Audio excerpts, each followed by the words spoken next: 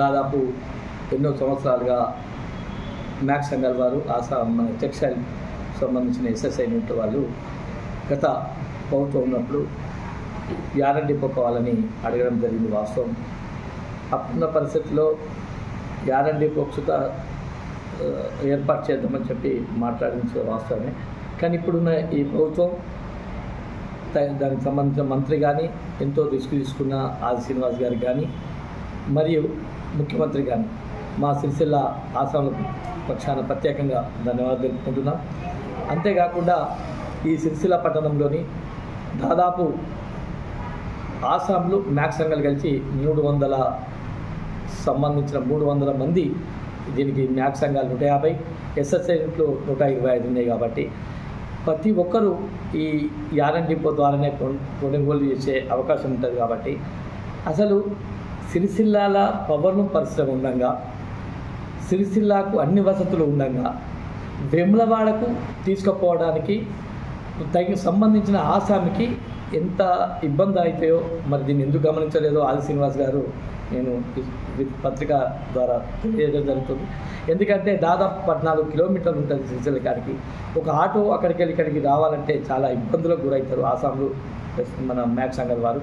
కాబట్టి ఇక్కడ వస్త్ర పరిశ్రమకు సంబంధించిన పరిశ్రమ మొత్తం దాదాపు 20,000-25,000 పరిశ్రమ పవర్లూమ్స్ ఉండగా వేములవాడ కాడ కనీసం పవర్లూమ్స్ ఏం సాగాల ఈ యారన్ డిపోలు పెట్టడానికి అంతర్యమేందో మాకు ఇప్పటికీ అర్థం కావడం లేదు. మా ఆసాంలకు ఇబ్బంది గురవుతుందని చెప్పి అవుతారని చెప్పి తెలియజేసుకుంటాం.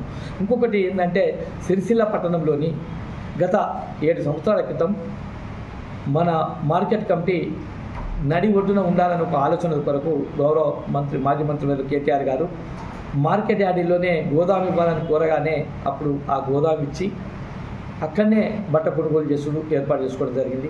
తదనంతరం అది 25 ఎకరాలతోటి మన మార్కెట్ కమిటీ సర్దాపూర్కు తరలించడం జరిగింది.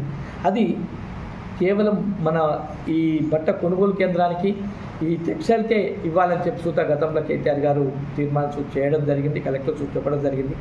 అక్కడ వసతులు ఒక 4 రూమ్లు ఆఫీస్ ఉంది, ఒక 15-20 లారీలు పట్టే గోదాములు ఉన్నాయి. మరి సిరిసిల్ల నడి ఒడ్డున ఆసాంలకు ఇబ్బంది లేకుండా ఉన్న దాన్ని ఇడిచిపెట్టి ఇక్కడ వేములవాడకు తరలించడం, వేములవాడకు తీసుకుపోవడం మరి ఇది ఎవల ఆలోచనో మాకు ఇప్పటికి అర్థమవుతలేదు.